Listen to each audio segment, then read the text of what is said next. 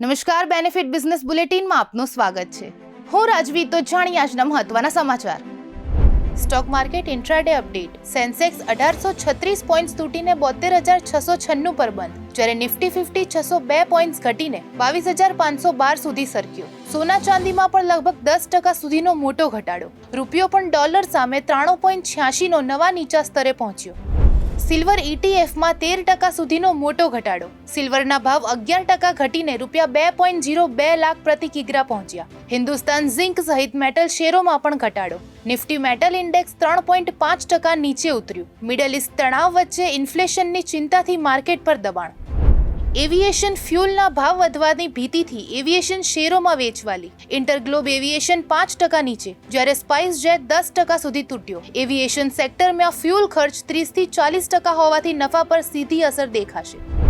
HDFC બેંકનો share આ વર્ષના નીચલા સ્તરે પહોંચ્યો. ₹752 સુધી તૂટ્યો. ચેરમેન ચક્રવર્તીના રાજીનામા બાદ રોકાણકારોમાં નકારાત્મક સેન્ટિમેન્ટ જોવા મળ્યા. માત્ર થોડા દિવસમાં ₹842 થી ₹752 સુધી શેર સરક્યો. તો આવા જ મહત્વના સમાચારો જાણવા માટે જોડાયેલા રહો બેનિફિટ ન્યૂઝ સાથે.